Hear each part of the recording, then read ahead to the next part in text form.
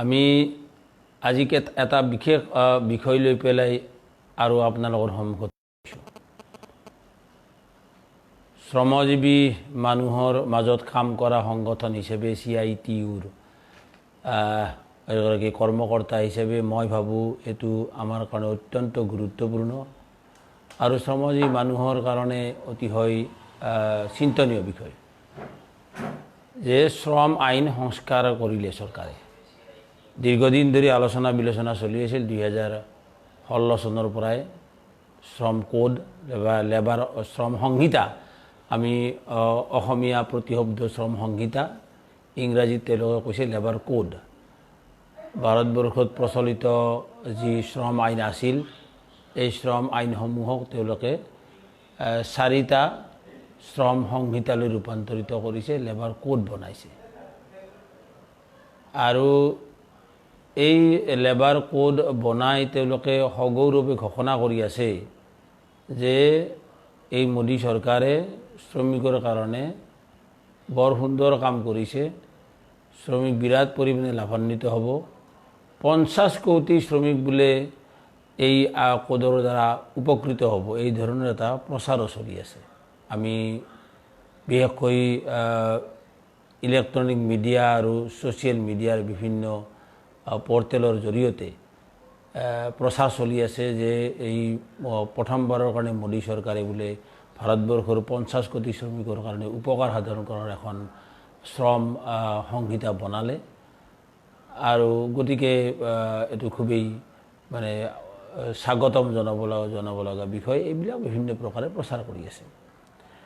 আৰু এই ধৰণৰ প্ৰচাৰো কৰা হৈছে যে 15,000 টকা ন্যূনতম মজুৰি শ্ৰমিকসকলক প্ৰদান কৰিব তাৰ কাৰণেও চৰকাৰে ব্যৱস্থা হাতত ল'ব এই ধৰণৰ প্ৰচাৰ কৰা হৈছে যে শ্ৰমিকসকলে আৰু মানে তেওঁলোকৰ প্ৰাপ্য বিচাৰি আৰু বেছি আন্দোলন সংগ্ৰাম কৰিব নালাগে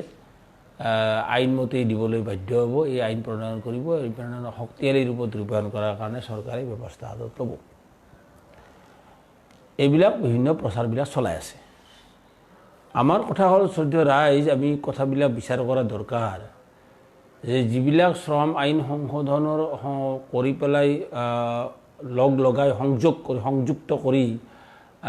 শ্ৰম সংহিতা বনাইছে এইবিলাকৰ অৰ্থটো কি আচলতে তাক বুজাকৈ শ্ৰম আইনকেইখন সম্পৰ্কে প্ৰাথমিক ধাৰণা নাথাকাকৈ এই ধৰণে যিসকল মহাশয়ে প্ৰচাৰ কৰি আছে আমি তেওঁলোকক আমাৰ এই প্ৰচাৰৰ মাধ্যমেদি আমি ক'ব বিচাৰিছোঁ যে আপোনালোকৰ এই বক্তব্যবিলাকক আমি প্ৰত্যাহ্বান জনাওঁ কথাবিলাক সঁচা কথাবিলাক প্ৰচাৰ কৰক কথা নাই কিন্তু নাজানি নুশুনি অথবা জানি পেলাই মিছাকৈ এই অপপ্ৰচাৰ কৰাৰ যিটো ব্যৱস্থা এই ব্যৱস্থাবিলাক বন্ধ কৰক মানুহক কিমান ঠগাব আৰু আপোনালোকে কিমান প্ৰবঞ্চনা কৰিব গতিকে এই যে অপপ্ৰচাৰ চলি আছে এই অপপ্ৰচাৰৰ বিৰুদ্ধে আমি প্ৰথমতে প্ৰতিবাদ জনালোঁ এই অপপ্ৰচাৰক আমি বাধা দিব লাগিব আৰু এই অপপ্ৰচাৰকাৰীসকলকো আমি উচিত শিক্ষা আমি দিব লাগিব শ্ৰমজীৱী মানুহে কি ধৰণৰ কথাবিলাক হৈছে আমি তাক জানিবলৈ আমি চেষ্টা কৰিম আজি শ্ৰম সংহিতা 4খন লেবাৰ কোড বনোৱা হৈছে ভাৰতবৰ্ষত শ্ৰমিকৰ কল্যাণৰ কাৰণে বুলি ক'ব নোৱাৰি কিন্তু মালিক শ্ৰমিকৰ বিভিন্ন বিবাদ মীমাংসা কৰাৰ কাৰণে বা শ্ৰমিকসকলৰ কিছুমান সা সুবিধা প্ৰদান কৰাৰ কাৰণে কৰ্তৃপক্ষ বাধ্য কৰাবলৈ বা চৰকাৰো যাতে কিছুমান ইচ্ছা কৰিলে শ্ৰমিকৰ সপক্ষে কাম কৰিব পাৰে তাৰে কাৰণে কিছুমান আইন বনোৱা হৈছিল কিছুমান আঁচনি বনোৱা হৈছিল কিছুমান কল্যাণমূলক ব্যৱস্থা কৰা হৈছিল আনকি বহু ক্ষেত্ৰত যিবিলাক শ্ৰমিকৰ নিৰ্দিষ্ট কোনো নিযুক্তকাৰী নাই বা এমপ্লয়াৰ নাই তেনেকুৱা শ্ৰমিকসকলক আৰু বিশেষ পুঁজি গঠন কৰি নিধি অৰ্থাৎ শ্ৰমিক কল্যাণ নিধি যাক আমি ৱৰ্কাৰ্ছ ৱেলফেয়াৰ ফাণ্ড বুলি কওঁ তেনেকুৱা ফাণ্ড বনাই পেলাই তেওঁলোকৰ তাৰে মাজেদি সহায় কৰা হৈছিল বিভিন্ন শ্ৰমিকক জানে এইবিলাক কথা ৰাইজে একেবাৰে নাজানা নহয় অতি সম্প্ৰতি অসমতো চলি আছে এখন তেনেকুৱা কল্যাণমূলক আইনৰ কথা বহুলভাৱে চৰ্চিত হৈ গৈছে নিৰ্মাণ শ্ৰমিক কল্যাণ আইন তেনেকুৱা আইন আগৰ পৰা চলি আছে বিড়ি শ্ৰমিকসকলৰ কাৰণে তেনেকুৱা আইন অজস্ৰ চলি আছে ভাৰতবৰ্ষত পূৰ্বৰে পৰা এই সমুদায় আইন আঁচনি বা কল্যাণমূলক নিধিবিলাকৰ যিবিলাক আছিল এই নিধিবিলাকৰ নিজস্ব কোনো অস্তিত্ব নাথাকিব এটা বাক্যত যিটো ক'ব লগা হয় যে যিখিনি শ্ৰমিক আন্দোলনৰ হেঁচাতে হওক অথবা পূৰ্বৰ চৰকাৰসমূহৰ কিছুমান কাৰ্যকৰী ব্যৱস্থাৰ পৰিপ্ৰেক্ষিততেই হওক কিছুমান যি সামান্যতম শ্ৰমজীৱী মানুহৰ কাৰণে যিখিনি সুবিধাজনক ব্যৱস্থা আছিল এইবিলাকৰ নিজস্বভাৱে কোনো অস্তিত্বই নাথাকিব অৰ্থাৎ এতিয়া ভাৰতবৰ্ষত শ্ৰমিক আইন বুলি পেলাই কোনো এখন আইন নাথাকিব কোডহে হ'ব কোডৰ ইমপ্লিকেশ্যনটো কি ধৰণৰ হ'ব মাননীয় উচ্চতম ন্যায়ালয়ে বিচাৰ কৰি আছে তেওঁলোকে নিশ্চয় ক'ব কোড মানে কি কোডৰ ইমপ্লিকেশ্যনটো প্ৰায়োগিক ক্ষমতাটো কিমানখিনি থাকিব কোডবিলাকৰ ল নহয় কিন্তু কোডক ল বুলি বনাব পৰা যায় নে নাযায় আমি নাজানো কিন্তু এই যে কোড বনালে আইনবিলাকৰ ফালৰ পৰা ইয়াৰ পৰা শ্ৰমজীৱী মানুহৰ প্ৰচণ্ড পৰিমাণে ক্ষতি হ'ব যি সামান্য সুবিধা পাইছিল ইয়াৰ পৰাও বঞ্চিত হ'ব মই মাত্ৰ এটা উদাহৰণেৰে আলোচনা আৰম্ভ কৰিব বিচাৰিছোঁ এই যেতিয়া আলোচনাবিলাক পাৰ্লিয়ামেণ্টত চলি আছে বা শ্ৰমিক মালিক চৰকাৰবিলাকো কৈ আছে চৰকাৰৰ মন্ত্ৰীসকলে কৈ আছে তেতিয়াই কিছুমান সৰু উদাহৰণ যেনে আমাৰ গুৱাহাটীৰ এটা কাৰখানা আছাম ৰুফিং বুলি পেলাই তেওঁলোকে টিং বনায় এই এছবেষ্টছ বনাইছিল আগতে এছবেষ্টছ প্ৰাইভেট কোম্পানী আছিল এতিয়া তেওঁলোকে অন্য টিঙো বনায় গতিকে তেওঁলোকৰ নামেই হৈছে আছাম ৰুফিং প্ৰাইভেট লিমিটেড এই কোম্পানীটোৰ মেনেজমেণ্টে এই লকডাউন পিৰিয়ডৰ সময়ছোৱাত যিসকল শ্ৰমিকে শেষৰ ফালে 28 জুনৰ পৰা 11 আগষ্টলৈকে ৰাজ্য চৰকাৰে গুৱাহাটীত যি লকডাউন দিছিল এই পিৰিয়ডৰ সময়ছোৱাত শ্ৰমিকসকলক পইচা আদায় দিয়া নাই মেনেজমেণ্টে কি সুন্দৰ যুক্তি দিছে নো ৱৰ্ক নো পে কাম কৰা নাই শ্ৰমিকে আমি পইচা দিব নোৱাৰোঁ আৰু ইয়াৰ ব্যাখ্যা তেওঁলোকে লেবাৰ ডিপাৰ্টমেণ্টত খুব শক্তিশালীভাৱে উত্থাপন কৰি কৈছে যে লেবাৰ ডিপাৰ্টমেণ্টে তেওঁলোকক এই সম্পৰ্কে বেলেগে আৰু কনচিলিয়েশ্যন মাতি পেলাই আলোচনা কৰাৰ কোনো অধিকাৰেই নাই এৰকম এখন চিঠি দিবলৈ তেওঁলোকে সাহস কৰিছে লেবাৰ ডিপাৰ্টমেণ্টৰ এই কাগজ সাহস দিছে এই সাহস ক'ৰ পৰা পাইছে এই যেতিয়া লেবাৰ কোড বনাই আছে তেতিয়া এই মেনেজমেণ্টে এই ধৰণে সাহস পাইছে ইয়াৰ আগতে কোনো মেনেজমেণ্টে এই ধৰণে লেবাৰ ডিপাৰ্টমেণ্টক ভদ্ৰ ভাষাত ভাবুকি দিয়া চিঠি দিবলৈ সাহস কৰা নাছিল আমিও আমাৰো কৰ্মজীৱনৰ একেবাৰে কম নহয় আমি এতিয়াৰ পৰা শ্ৰমিক আন্দোলনৰ লগত যুক্ত হৈছোঁ 1988 পৰা তেতিয়াৰ পৰা বিভিন্ন কাৰণত আমি লেবাৰ ডিপাৰ্টমেণ্টত কিছু বিভিন্ন মেনেজমেণ্টৰ লগত আমাৰ ডিসপুট হৈছে বিভিন্ন মেনেজমেণ্টৰ লগত আমাৰ সংঘাত হৈছে কিন্তু লেবাৰ ডিপাৰ্টমেণ্টৰ এটা কনচিলিয়েশ্যন পাৰলে তাৰ আলোচনা চালিচি কাৰণে নিমন্ত্ৰণ ইনভাইট কৰা চিঠিৰ বিপৰীতে এটা মেনেজমেণ্টে লেবাৰ ডিপাৰ্টমেণ্টকে ভদ্ৰ ভাষাৰে ভাবুকি দিয়া ব্যৱস্থাটো আগতে সাহস কৰা নাছিল এইবাৰ এতিয়া কিন্তু পাইছে কনচিলিয়েশ্যনত নাহে মাতিলেও নাহে 2 নম্বৰ উদাহৰণ গুৱাহাটীৰ বুকুতে আসাম কেমিকেল নামৰ এটা সৰু কাৰখানা বিশেষ একো তাৰ ক্ষমতা নাই কিন্তু লেবাৰ ডিপাৰ্টমেণ্টে আলোচনাত মাতিছে তেওঁলোকে নাহো বুলি কৈ দিছে আৰু বৰংচ লেবাৰ ডিপাৰ্টমেণ্টৰ অফিচাৰে যেতিয়া তেওঁ ফোন কৰিছিল যে কিয় আপুনি কেলে অহা নাই তেতিয়া তেওঁ কৈছে যে আপুনি মোক ফোৰ্স কৰিব নেকি মানে মোক বলপূৰ্বক নিব বিচাৰিছে নেকি এই ধৰণৰ উদ্ধতালি এই কথা কেলে ক'বলৈ সাহস পাইছে এইটো হৈছে এই চৰকাৰৰ এই যেতিয়া মালিকৰ সপক্ষে যেতিয়া ব্যৱস্থাবিলাক কৰি আছে তেতিয়া এই কথাবিলাক হৈছে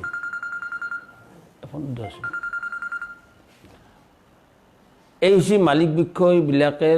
পক্ষৰ সপক্ষে যেতিয়া চৰকাৰে নীতি ল'ব ধৰিছে তেতিয়া এই কথাবিলাক আহিছে আমাৰ কথাটো হ'ল যে এই আইনৰ সংশোধনৰ মাধ্যমেদি আজি কাৰ্যকৰী কেতিয়া হ'ব ঠিকেই হোৱা নাই এই কোডবিলাক এতিয়া পাছহে হ'ল লোকসভা ৰাজ্যসভাত ৰাষ্ট্ৰপতিৰ শাসন সহিত হৈ যাব কিন্তু ইয়াৰ পাছতে চেণ্ট্ৰেল গভৰ্ণমেণ্টে তাৰ ওপৰত ভিত্তি কৰি ৰুল বনাব লাগিব তাৰে পিছত ৰাজ্য চৰকাৰে আহি ৰুল বনাব লাগিব, তেতিয়াহে এমপ্লয়াৰবিলাকে উপকৃত হ'ব। এই আইনে যি এমপ্লয়াৰক উপকৃত কৰিছে, পৰোক্ষভাৱে তেওঁলোকে উৎসাহিত হয়। তাৰ কাৰণে আপোনালোকে দুটা উদাহৰণ মই প্ৰথমতে দি থলোঁ। এনেকুৱা অজস্ৰ উদাহৰণ অসমতে সৃষ্টি হৈছে, ভাৰতবৰ্ষতো হৈছেই। ৰাজস্থান, মহাৰাষ্ট্ৰ, উত্তৰ প্ৰদেশ,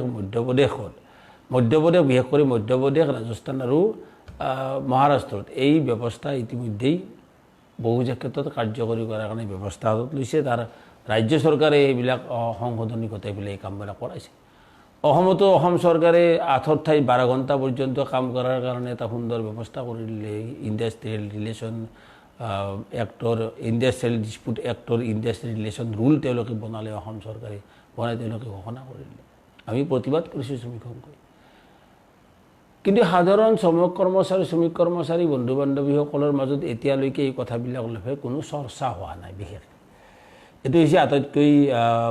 প্ৰণিধানযোগ্য আৰু লক্ষণীয় বিষয় হৈছে যে এই যে গোটেই ঘটনাবিলাক ঘটিব ধৰিছে, এই আইন সংশোধনৰ ফলত শ্ৰমিকৰ দৰমহা ঠিক কৰাৰ যি ক্ষমতা আছিল, যাক আমি বাৰ্গেনিং পাৱাৰ বুলি কওঁ, ট্ৰেড ইউনিয়নৰ বাৰ্গেনিং পাৱাৰ, যাক আমি কনচিলিয়েশ্যনৰ মাজেৰে, নেগচিয়েশ্যনৰ মাজেৰে, আলাপ আলোচনাৰ মাজেৰে সমস্যা সমাধানৰ যি ব্যৱস্থা আছিল, বা শ্ৰমিকসকলৰ ন্যূনতম মজুৰি নিৰ্ধাৰণ কৰি চৰকাৰে এখন জাননী দিয়ে আৰু সেই জাননীখনৰ ভিত্তিত ইউনিয়নে মেনেজমেণ্টৰ ওচৰত হেঁচা প্ৰয়োগ কৰি সেই জাননীখন কাৰ্যকৰী কৰাৰ কাৰণে ব্যৱস্থা লৈছিল। অথবা শ্ৰমিক এজনক কামৰ পৰা খেদিব লগা হ'লে তাৰ এটা যি প্ৰচিডিঅ'ৰ মেইনটেইন কৰিব লগা আছিল, যে প্ৰথমতে স্থায়ী শ্ৰমিকৰ ক্ষেত্ৰত প্ৰথমতে এখন নটিচ জাৰি কৰা, তেওঁলোকক চাৰ্জশ্বিট দিয়া, তাৰপিছত প্ৰয়োজন হ'লে বিভাগীয়ভাৱে তদন্তৰ ব্যৱস্থা কৰা, যাক আমি ডমেষ্টিক এনকুৱাৰী বুলি কওঁ। অৰ্থাৎ তৎক্ষণাতে এজন স্থায়ী শ্ৰমিকক খেদিব নোৱাৰে, সিহঁতে প্ৰচেছ ল'ব লগা আছিল। এইবিলাক প্ৰচলিত আইন ট্ৰেড ইউনিয়নৰ লগত যুক্ত থকা সকলো বন্ধু বান্ধৱীয়ে জানে। যিসকল শ্ৰমিক কৰ্মচাৰী নাজানে তেওঁলোকৰ কাৰণে মই কথাখিনি কৈছোঁ। এই যিবিলাক ব্যৱস্থাবিলাক আছিল, এই ব্যৱস্থাবিলাকৰ প্ৰেক্ষাপটত আমি চলি আছিলোঁ। গতিকে এতিয়া সাধাৰণভাৱে আমাৰ শ্ৰমিকবিলাকৰ মাজত ভাৱনাটো এতিয়ালৈকে ৰৈ আছে যে আমাৰ দৰমহা কোনে কাটিব, দৰমহাটো মই কাম কৰিছোঁ, মই দৰমহাই দিবই লাগিব, মই কাম কৰিছোঁ, মই কাম শেষ হ'লে মই গ্ৰেচুইটি পামেই, প্ৰভিডেণ্ট ফাণ্ড আছেই, ESI আছেই, এইবিলাকৰ ব্যৱস্থাটো তেনেকৈ থকা বুলি ভাবি আছে। কিন্তু এতিয়া যি লেবাৰ কোড বনাই পেলাই যি ৰুল বনাবলৈ গৈ আছে, যিটো সম্পূৰ্ণৰূপে অধিকাৰ দিছে এপ্ৰপ্ৰিয়েট গভৰ্ণমেণ্টৰ ওচৰত, চৰকাৰৰ ওচৰত, কোনো কমিটি বনাই দিয়া নাই, মাত্ৰ কৈছে যে as prescribe by the appropriate government. সকলো জেগাতে এই ধৰণে শব্দবিলাকে প্ৰয়োগ কৰা গৈছে আৰু কৈছে যে এইবিলাক সংশ্লিষ্ট ৰাজ্য চৰকাৰে যি ৰুল বনাই পেলাই যি ঠিক কৰিব সেইমতে হ'ব। নিৰ্দিষ্ট কোনো ৱেজ নেগচিয়েশ্যনৰ বৰ্ড নাথাকিব। এতিয়ালৈকে যিবিলাক ৱেজ নিৰ্ধাৰণৰ বৰ্ড আছিল বিভিন্ন ৰাজ্যত, যাক আমি মিনিমাম ৱেজ এডভাইচাৰী বৰ্ড বুলি কওঁ, তেনেকুৱা কোনো বৰ্ড নাথাকিব, বৰ্ডৰ কোনো অস্তিত্ব নাথাকিব। এতিয়া এই হৈছে এই ধৰণৰ ব্যৱস্থা ল'বলৈ যাই আছে। গতিকে এই গোটেই কথাবিলাক বুজিব লগা হ'লে আমি আচলতে যিটো কথা যে আইন সম্পৰ্কীয় আগৰ পৰা প্ৰচলিত আইনবিলাক সম্পৰ্কে আমাৰ শ্ৰমিকৰ মাজত সচেতনতাটো নাছিল, যাৰ ফলত বহুত শ্ৰমিকে হয়তো এই ধৰণৰ তথাকথিত মিথ্যাচাৰবিলাকৰো বলি হ'ব লগা হৈছে। যে আমাৰ মোদী চৰকাৰে নতুন ব্যৱস্থা কৰিলে, আচৰিত শুনিলোঁ। এই ধৰণৰ কথা ক'বলৈও এটা ইলেক্ট্ৰনিক মিডিয়া, সংবাদ মাধ্যমে অলপো কুণ্ঠাবোধ নকৰাকৈ কথা ক'লে মই ক'ম যে অতিশয় বুৰ্বকৰ দৰে বা বহু ক্ষেত্ৰত ননচেন্সৰ দৰে এই তেওঁলোকে প্ৰচাৰ কৰিলে যে নতুন চৰকাৰে বোলে আইন বনাই পেলাই মাহৰ 7 তাৰিখৰ পিছত দৰমহা দিয়াটো বাধ্যতামূলক কৰিলে। ক'ত পালে তেওঁতো? পে'মেণ্ট অফ ৱেজ এক্টৰ মতে আগৰ পৰাই সকলো এমপ্লয়াৰেই মাহৰ 7 তাৰিখৰ ভিতৰত আগৰ মাহত দৰমহাটো দিব লাগে, তো প্ৰচলিত নিয়ম, নতুনকৈ ক'ব লগা একো নাই। কিন্তু তেওঁ এই ধৰণে প্ৰজেকশ্যন কৰিলে যেনে এটা নতুন ব্যৱস্থা হৈছে, আজিকালি আৰু দৰমহা নেদাকৈ থাকিব নোৱাৰে, প্ৰতি মাহৰ 7 তাৰিখৰ ভিতৰত দৰমহা দিব লাগিব বুলি এনেকুৱা ব্যৱস্থা এটা কৰিছে। কথা ক'ব যদি শিকিব লগা হৈছে শিকি লোৱা ভাল, আৰু নহ'লে মিছা কথা কৈ মানুহক বিভ্ৰান্ত কৰাৰ কাৰণে কিন্তু আপুনি অপৰাধী হ'ব। শ্ৰমজীৱী মানুহে কিন্তু আপোনাৰ এই অপৰাধক লক্ষ্য কৰি থাকিব আৰু যেতিয়াই সুযোগ পাব আপোনাৰ এই অপৰাধৰ প্ৰত্যুত্তৰ দিবলৈ কিন্তু কোনো কুণ্ঠাবোধ নকৰিব। এই কথাও আমি সোঁৱৰাই দিব বিচাৰিছোঁ যিসকলে অপপ্ৰচাৰ কৰি আছে এই শ্ৰম আইনৰ নামত। গতিকে কি হৈছে মই কথাটো জনাব বিচাৰিছোঁ যে 4টা যে লেবাৰ কোড বনাব বিচাৰিছে আমি আগতেও কৈছিলোঁ যে 44খন আইন 44খন শ্ৰম আইনক চৰকাৰে আনি 4খন সংহিতাত বনাব এতিয়া 4খন সংহিতাত মূল আইন 29খন আইনতে আনিছে এই 4টা সংহিতাত কিন্তু মূল আইনৰ লগত যিবিলাক উপ আইন থাকে যাক আমি সাবসিডিয়াৰী ল বুলি কওঁ তেওঁলোকৰ এক্সটেণ্ডেড ল বুলি কওঁ বা এক্সটেণ্ডেড ৰুলছ যিবিলাক থাকে এনেকুৱা আইনবিলাক সামৰি মোটামুটি 44খনতকৈ অধিক আইন হয় এতিয়া মূল 29খন আইন সোমাই পেলাই 4টা লেবাৰ কোড বনোৱা হৈছিল যাৰ প্ৰথম কোড ওএছ কোড এই ওএছ কোড কেতিয়াবাই পাছ হৈ গ'ল জুলাই মাহতে আৰু আগষ্টৰ 2 তাৰিখে মাননীয় আমাৰ ৰাষ্ট্ৰপতিয়ে তাতে সাইন কৰি দিছে ইতিমধ্যে ওএছ কোড পাছ হৈ গ'ল ওএছ কোড এতিয়া আইনলৈ ৰূপান্তৰিত হৈছে আৰু তাৰ ভিত্তিত এতিয়া কেন্দ্ৰীয় চৰকাৰে ৰুল বনাব আৰু ৰাজ্য চৰকাৰকো ৰুল বনাবৰ কাৰণে ইতিমধ্যে নিৰ্দেশ দিছে ওএছ কোডত আমি আপোনালোকৰ জ্ঞাতাৰ্থে জনাওঁ যে তাতে payment of wages act minimum wages act এই দুখন মূল আইন ইয়াৰ লগত যুক্ত হৈছে তাৰোপৰি যিখন আৰু ডাঙৰ আইন তাতে সোমাইছে সেইটো হৈছে ইকুৱেল ৰেমুনাৰেশ্যন এক্ট মানে সমান কামৰ সমান মজুৰি এখন আইন আছিল সেই আইনখনো তাৰে লগত সোমাইছে bonus act payment of bonus act এই 4খন আইন মিনিমাম ৱেজ এক্ট আকৌ এবাৰ কৈছোঁ minimum wage act payment of wages act bonus act আৰু ইকুৱেল ৰেমুনাৰেশ্যন এক্ট এই 4খন আইনক আনি পেলাই ওএছ কোডত সোমাই দিয়া হৈছে আৰু এতিয়া এইটো ওএছ কোড অথবা শ্ৰম সংহিতা আৰু ইয়াৰ মাধ্যমেদি মিনিমাম ৱেজৰ যিটো ধাৰণা আছিল ন্যূনতম মজুৰি নিৰ্ধাৰণৰ যি ব্যৱস্থা পূৰ্বৰে পৰা চলি আছিল কেন্দ্ৰীয় চৰকাৰে এখন বোৰ্ড আছে তাৰ পৰা তেওঁলোকে কেন্দ্ৰীয় চৰকাৰৰ কৰ্মচাৰীসকলৰ কাৰণে দৰমহা নিৰ্ধাৰণ কৰে ৰাজ্য চৰকাৰসমূহৰ বোৰ্ড আছিল এই বোৰ্ডবিলাকৰ কোনো অস্তিত্ব নাথাকিব এতিয়া দৰমহা নিৰ্ধাৰণৰ মজুৰি নিৰ্ধাৰণৰ সকলো ক্ষমতা হয় ৰাজ্য চৰকাৰ নহয় কেন্দ্ৰীয় চৰকাৰৰ ওপৰত এৰি দিয়া হৈছে তেওঁলোকে যেটো ফিট বুলি ভাবে তেতিয়া তেওঁলোকে প্ৰচলিত সেই সময়ছোৱাৰ যি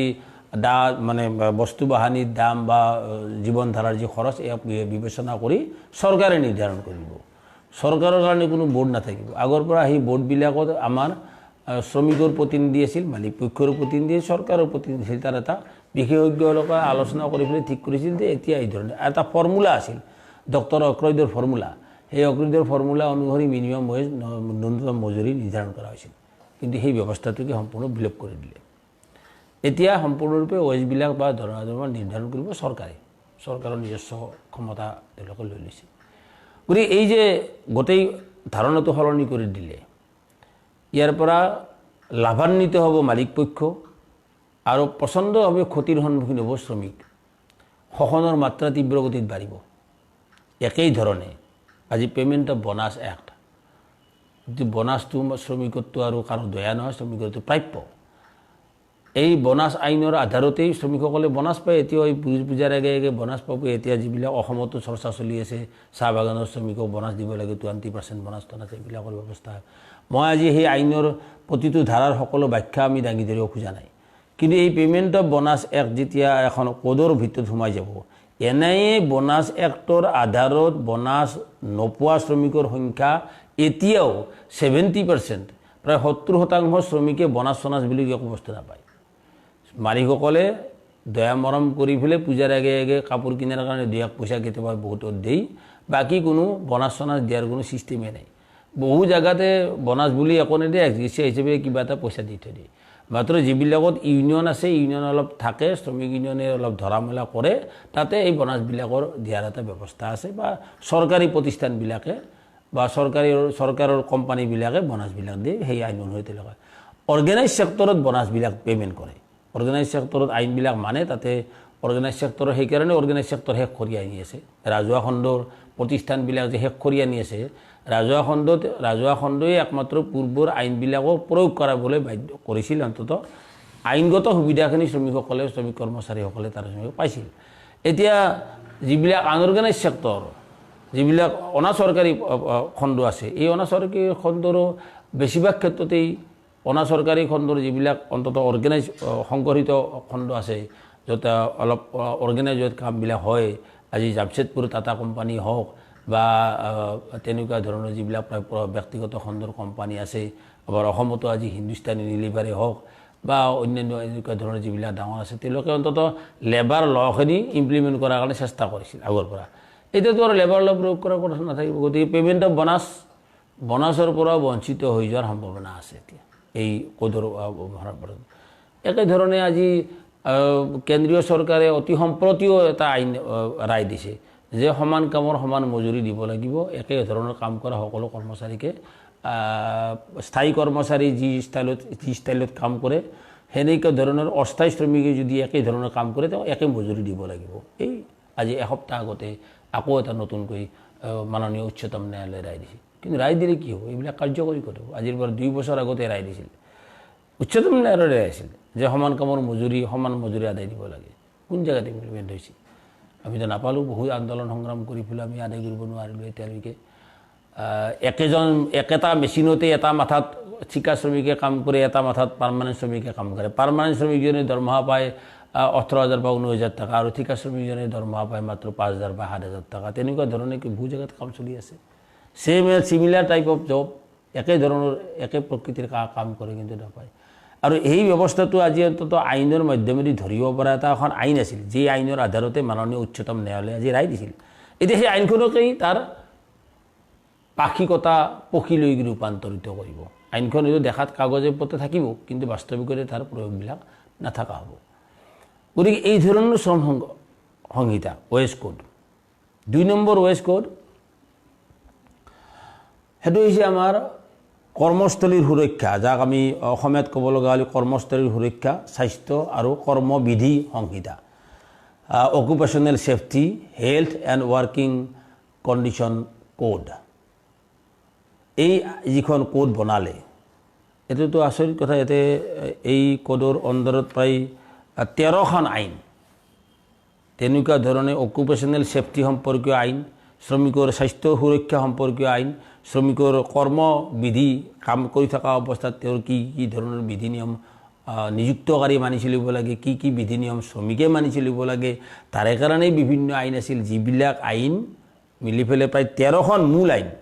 এই 13খন মূল আইনক আনি পেলাই এটা কোডত সোমাই দিয়া হৈছে আপোনালোকৰ জ্ঞাতাৰ্থে মই কৈ দিব বিচাৰিছোঁ যে factory act 1948 mines act 1952 dock workers act 1952 building and other construction workers welfare act 1996 plantation labour act 1951 contract labour abolition and regulation act 1970 interstate migrant workers welfare act 1979 working journalist welfare act 1955 Working Journalist and Other Newspaper Employees Welfare Act 1958, Motor Transport Workers Act 1961, Sales Promotion Employees Act 1976, BD and Cigar Workers Act 1966, Cine Workers and Cinema Theatre Workers Act 1981. এইবিলাক হৈছে মূল আইন এই আইনৰ আৰু আনুষংগিক কিছুমান আইনো আছে যিবিলাক আইন ধৰিলে এই যে 13খন এই 13খনৰ লগত আৰু আপুনি 9খন আইন ধৰিব পাৰে মোটামুটি বোলে যেহেতু আমি প্ৰায় 22খন মান আইন এৰ ভিতৰত সোমাই গৈছে এৰ ভিতৰত এই ধৰণৰ যি কোড বনালে এই কোডে আজি আটাইতকৈ আমাৰ অসমৰ নিচিনা জায়গাত আটাইতকৈ ক্ষতিগ্ৰস্ত হ'ব ব্যক্তিগত খণ্ডৰ কল কাৰখানা শ্ৰমিক আৰু অসংগঠিত খণ্ডৰ নিৰ্মাণ শ্ৰমিকসকলৰ এখন আইন নিৰ্মাণ শ্ৰমিক কল্যাণ আইন যাক আমি BOCWW এক্ট বুলি কওঁ এই আইনখনৰ আজি নিজস্ব কোনো অস্তিত্ব নাথাকিব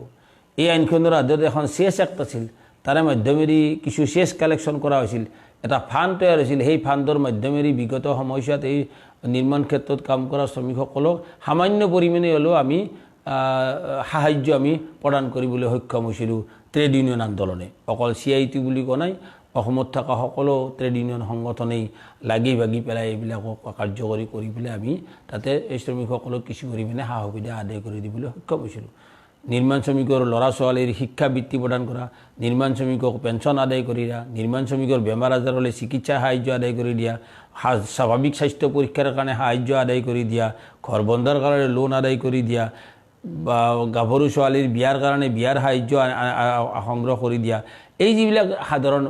সুবিধা সা সুবিধা আছিল এই সা সুবিধাবিলাক আজি প্ৰকাৰান্তৰে লাহে লাহে তাৎক্ষণিকভাৱে নহয় লাহে লাহে আৰু 5 বছৰ পাছত দেখিব যে এইবিলাক আৰু নোহোৱা হৈ যাব কাৰণ এই আইনখন গৈ পেলাই এতিয়া সোমাই গ'ল এখন এটা কোডৰ ভিতৰত